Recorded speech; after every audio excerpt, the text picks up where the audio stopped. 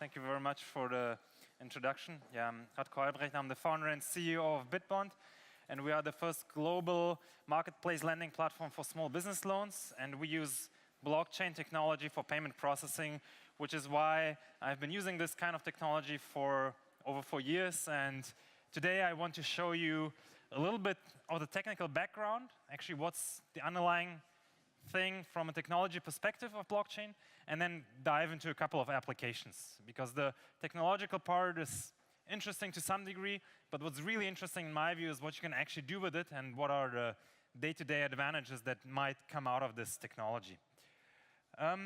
So first of all, I run a financial services company, so I have a pretty biased view towards financial services, towards the technology, but we'll also touch upon a few other types of applications.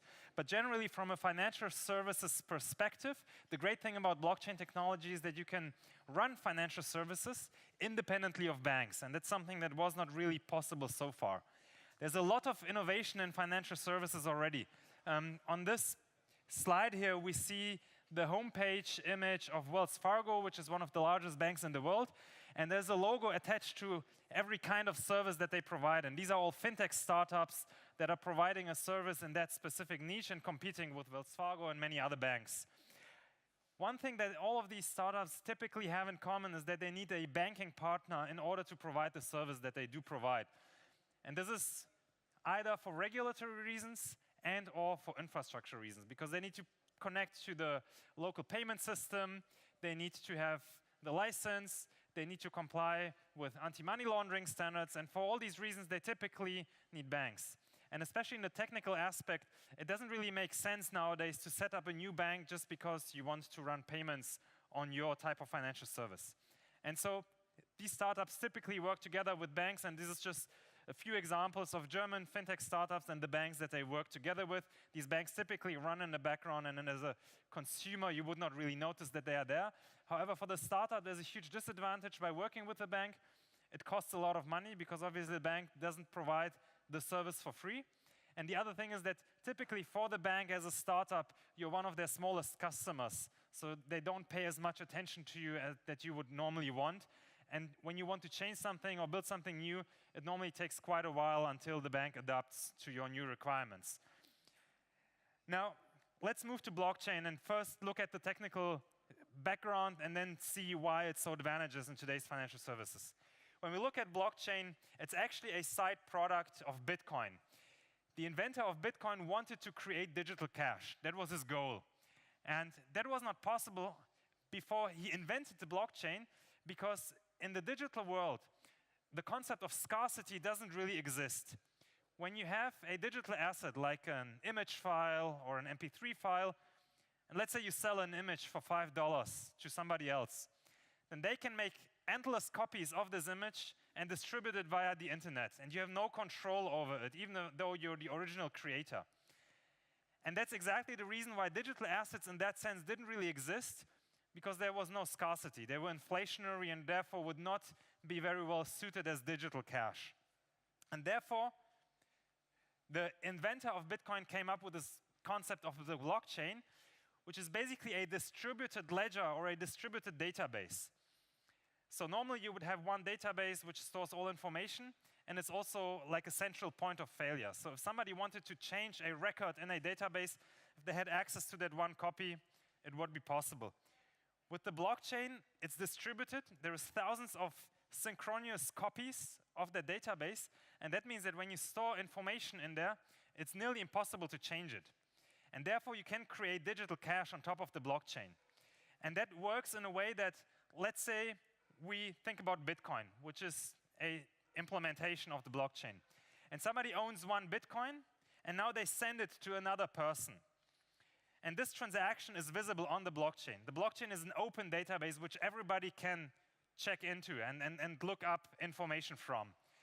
Now, if I send this Bitcoin and then I wanted to spend a second Bitcoin that I don't own, then nobody would accept that transaction for me, because everybody would look into the blockchain or the software that they're using for storing their Bitcoin and could see, well, Radko doesn't own any further Bitcoin. He already spent everything that he has. And therefore, the blockchain introduces scarcity into the digital world. And that's what's so powerful about the blockchain. Now, there's typically two sides to the blockchain. One is this distributed public ledger where all these transactions are stored. So that's one part of it. However, there's also a second part of it that's equally important, and that's a financial part, because somebody needs to have the incentive to actually maintain this database, right? When there is a new transaction, somebody needs to write this transaction into that database. And nobody would be doing this if there was no financial incentive to do just that. And therefore, transactions have tokens attached to them that have value. And those people who are writing transactions into the blockchain get a financial reward for that. Otherwise, they wouldn't be doing it. And that's why blockchains always have a token. In the case of Bitcoin, Bitcoin is the name of the blockchain, and Bitcoin is also the name of the token. In case of other, there are over 700 digital currencies up to now. Sometimes they differentiate between how the network and the blockchain is called and how the token is actually called. This image is just to visualize the aspect of distribution. So all these dots, and the slide is a little bit too light. There's actually a few more than the ones that are visible here, are copies of the Bitcoin blockchain. Right now, there's around about 6,000 nodes. And a node means that it has a full copy of the blockchain, of all the transactions that are in there right now. And this has actually become pretty big so far. The Bitcoin blockchain today has a size of roughly 130 gigabytes, because it's growing with each and every transaction that's being added to it. And nowadays, it's primarily more professional types of services and startups that are actually running a full node. But this is just to give you an idea of how distributed it is. Because now, if you wanted to change the history, if you wanted to create money that you don't own, you would need to update all those copies of this database. And that is nearly impossible. It's not entirely possible, but it's impossible enough so that it's basically safe and secure money. Now, let's dive into the application part. I tend to categorize blockchain-related applications into 6 categories. The first 3 are related primarily to the payment aspect, and then the other 3 are related to other aspects of the blockchain. The first and most obvious one is remittances. If we take the example of Bitcoin, but similar characteristics apply to other digital currencies, you can send money instantaneously at super low cost.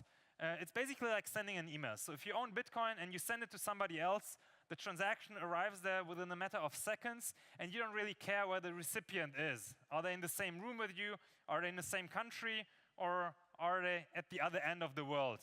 It's always the same transaction time, and it's also always the same transaction cost, which is relatively low and independent of the transaction amount. So it's not a percentage like you would have with PayPal or other popular payment methods, but it's an absolute amount. And that's also one huge advantage about it. And therefore, Bitcoin and other digital currencies are quite heavily used in remittances, where people are sending money across borders, where otherwise it would take much more time and would be a lot more expensive. As a reference, if you send money with Western Union, for example, the fees can be as high as 20 or even 25% of the transaction amount. And therefore, Bitcoin can provide significant advantages in other digital currencies as well. Then you can use it for cross-border lending, which I'm going to have a separate slide up on, which is what we do at my company at Bitbond. Then you can use it for payments. So if you, as an online shop, for example, want to accept Bitcoin as a payment method, there are payment services providers that will help you do that if you don't want to set up your own wallet. And then the other 3 parts, where it's not strictly related to the payment function, are also exciting. So first of all, you can speculate, because since I said that the tokens of a blockchain have a financial value, then the prices are changing. And over the last couple of months, for example, prices have gone up quite significantly.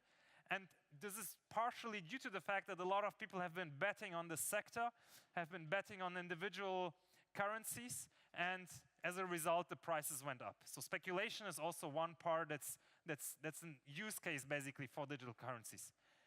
Then you can use it for immutable registry, and we're also going to look at 1 or 2 examples there. And you can use it for smart contracts, which we're also going to have a quick look at in a few minutes. So let's look at the payments. We're going to jump that because we covered that mostly. Okay, let's look at what we do at Bitbond. So Bitbond is a platform where small business owners who need a loan are connected to investors who are funding these loans for interest. And the revolutionary thing about Bitbond is that it's a cross-border platform, which is something that has not really existed before, especially not across different continents. So if you're a borrower from Brazil, for example, you can get funded by people from Canada, from Germany, from the UK, from Australia.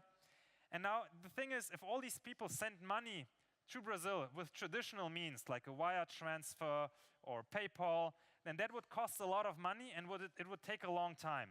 And the loans on Bitbond go up to $25,000, which means that they're actually relatively small. And if they are crowdfunded by a lot of users, then if all these users have to pay fees in order to get money from A to B, and then have to pay fees in order to convert money between different currencies, that would be really expensive and uneconomical. It means either the interest rates would have to be super high, so the investor makes money, or if the interest rates remain at a normal level, then the investors don't make money.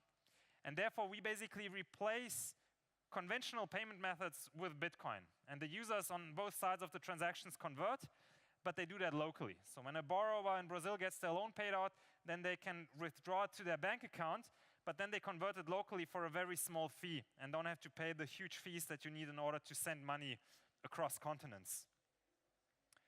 Now, let's look at the speculation part a bit. There's over 700 digital currencies now, and the total market cap of those is around 100 billion. But of course, there's a high concentration because Bitcoin still remains the most liquid and the most valuable digital currency with a current market cap of around about 42 billion, which by now is really, really high because just a few years ago, it was significantly lower, partially even below 1 billion. And Ethereum is the second biggest one, and Ethereum is also not just a digital currency, but it's also technological real innovation because it enables a lot more applications, and some of them we're actually going to have a look at in a minute that are not so well possible on Bitcoin. And then there's tons of others, you can all check them out. CoinMarketCap.com, for example, is one website where you get a full list of all the digital currencies that exist today. Now, when you send a transaction, when you send a Bitcoin transaction or a transaction with Ethereum, you're not just sending a unit of account, but you can also attach other information to that transaction. You can store information in that transaction, and it basically gets also written into that database, into the blockchain. And that enables at least 5 other categories of applications. The most obvious one probably would be something like a static registry. So let's say you make a contract with somebody today, and you want to have a proof that you did this contract today with a timestamp. It's effectively something that you would also get at a notary. Then you can simply write this fact about the contract into the blockchain, and you will have an immutable proof that this contract existed at a certain point of time, because you know that it's so hard and nearly impossible to change the entry in this database in the blockchain. Then you can have a dynamic registry where things are changing hands, and you can have smart contracts, you can store identity data on the blockchain, and basically you can verify data, so you can build audit trails on the blockchain. And this is all not so much related to financial services, but this is related to other services like notaries or registry of land and buildings. So these are applications that go a bit beyond financial services, but that are also enabled by the blockchain. Here is a list of tokens that are being traded, and a lot of these tokens are actually smart contracts. Now, what is a smart contract? We have 3 minutes left. I'll try to give a brief introduction to that concept. So when you attach information to a transaction on the blockchain, first of all, it's static. So you could even use it as a messaging service. You could put in there, hello world, or hi John, how are you doing? So that would be stored in the blockchain. But the great thing is, it's not limited to very simple information like that. You could even put a piece of code and store it on the blockchain and make sure it gets executed no matter what happens. Because once that piece of code that can be executed on the blockchain is written in the blockchain, nobody can stop it. And that's one of the use cases that Ethereum has been specifically built for. Ethereum is not just a blockchain and a digital currency, it's also called a distributed virtual machine because it can run code and all kinds of code. And those are basically smart contracts. So you could, for example, make a bet. So you could bet that tomorrow the weather will be warm and it will be 35 degrees. And you make that bet with one other person, and whoever is closer to the actual temperature will get a reward. And you already put up that money for that bet in that smart contract, so you don't have a counterparty risk, but you will know for sure if you are winning because you were closer to the actual temperature, you get the payout, right? And you can build this whole bet on the blockchain, and already today, you will for sure know that you will get paid in case you will be winning, or the other person will get paid in case they are winning, because it's stored on the blockchain and you cannot change it anymore. You cannot withdraw the funds anymore, and you also cannot change that bet anymore. So you have a very safe way of making such a transaction. And these tokens that are just listed here, it's probably not readable. It's also not so important because you can look them up on the internet and there's a ton more of them. These tokens incorporate certain kinds of smart contracts, and therefore they are not just digital currencies, but they also have additional functionality to them. And they have become assets by themselves. And there's a pretty big market out there where these tokens are traded. And a lot of them might not have a real use case, so there's also a certain kind of hype attached to them. But some of them have very compelling use cases, and I really recommend to you to go check them out and see if there is something that you find interesting, maybe for your industry, or just something that you believe in that you want to invest in. And the other great thing is that it's accessible to everybody, so you don't need to register with a formal exchange or something. All you need to do is download a wallet from the internet, and then you can start using it. And therefore, it also makes public markets for capital and for these smart contracts very accessible. One last example that I wanted to give about a smart contract is where you could have a transaction that would be a secured loan. So normally, the loans that we do at Bitbond, for example, they are unsecured loans. The borrower is personally liable, but if they cannot pay, then the only security that you have is their future income, that they at some point will start repaying the loan again.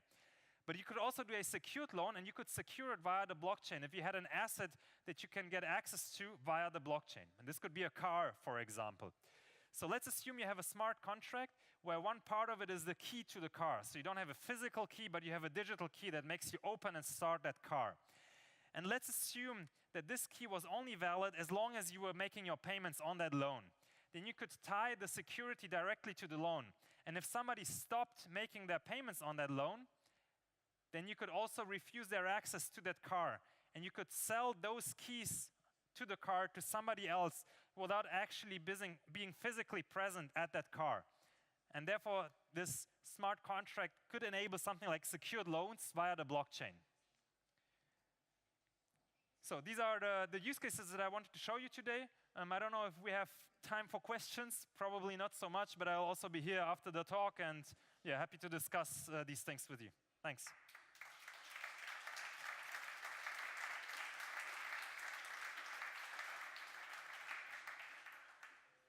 Does anybody have a question? Where's the speaking cube? Yeah, thank you. Thank you. Interesting. Please, could you explain us how the data, the mining works? The Bitcoin mining works? The mining? Yeah. Yeah, so in a very few words, mining is the process how you create new digital tokens of Bitcoin, of Ethereum, of other digital currencies. And basically, you're solving a mathematical puzzle. And everybody who does mining is competing with the other miners. And the person or the entity who manages to solve the next puzzle the first gets a mining reward. In the case of Bitcoin, this means at the moment 12.5 Bitcoin mining reward. And on average, these puzzles get solved every 10 minutes. So every 10 minutes, there is a mining reward of 12.5 Bitcoin. And then the second thing that happens while mining is you write new transactions into the blockchain, and you collect the transaction fees from the transactions that you have written into the blockchain. And that's roughly another 10% upside reward to the mining reward. So that's in very short terms. Yes. Okay. Hello. I got a question concerning about when can we see involvement in blockchain being used in political systems, like in elections for voting processes? So I'm not a big political expert and expert about voting, but I know that there are quite a few projects that are trying to set up fair voting mechanisms on top of the blockchain. And they can be fair because you know that once you engrave something into the blockchain, it's immutable. When will it actually be used? I would assume that the first use cases will be more in a private environment of maybe like a club where you vote on what is the mission of the club or what are your next strategic goals or something like that. And I think once you have proof of concept in such a smaller environment, then it might at some point reach a political level. But to be fair, I would assume that it will easily take at least 5 to 10 more years until we see it being applied on an actual state level. But it's definitely possible, and I know that there is research, so I assume it will come at some point. Okay, thank you. Okay, I want to get back on one point because you said, you were talking about that bet, and you said there's no way back. So guess I set up this bet on this weather thing, pretty silly, and the next day I wake up and I realize that I've been really drunk, and I also realized that I bet 30,000 euros. So is there like no way to change it anymore? Have I lost then 30,000 euros with that if I already set it up? If you have entered into a bet where you agreed with the other party that there is no way out, then you're locked into that. But you could, if you were smart enough while being drunk and set up the bet in a way that, you know what, if I change my mind tomorrow, there is a way to get out of that. What do you think yourself? You probably, if you were drunk, you wouldn't do it. When you're drunk enough to set up this bet, you might not think about consequences. Okay, well, I changed my mind a lot, so I don't know. Okay, if there are more questions, you might... Okay, last question. Last one, because I didn't let you ask a thing. I was first. Yeah. Okay, quick question, short answer. That's So our deal. I'm not really familiar to Bitcoin. You said I can download the wallet, and then how is it? Can I just buy Can you repeat it, please? I didn't really hear it. I'm not really familiar to Bitcoin. So you said I can just download the wallet for the Bitcoin, and then I can just buy some Bitcoins on the stock market or with euros, or how do I do this? I mean, there are multiple ways how to buy Bitcoin. Either you can go online and sign up with an exchange. That's the most sophisticated way where you can also buy huge amounts. You can sign up with a broker, which typically don't require such a comprehensive sign-up process, so it's relatively quick. Or you could just ask around if somebody in the room owns Bitcoin and buy it for cash, which would probably be the quickest way. And then you put cash on the table and they send you Bitcoin from their phone to your phone. Okay, very last question, then we have to go on. No more. Getting really strict. Yeah, my question is actually, how safe would you say it is to invest in Bitcoin at the moment? If I could answer that question, then I'd be selling those answers for a lot of money. I would definitely not call it a safe investment, right? So, first of all, no investment is safe, but Bitcoin is definitely among the less safe investments, right? But at the same time, there's more reward potential, right? So in investments, you always have a relationship between risk and reward. And while the risk is quite high, the potential reward is high as well. I don't know if that's good enough as an answer, but you also heard about the story from those guys who, like 10 years ago, bought Bitcoins and they're now millionaires. And then, yeah. Okay, well, thanks a lot. I think we got a lot of information here. I learned.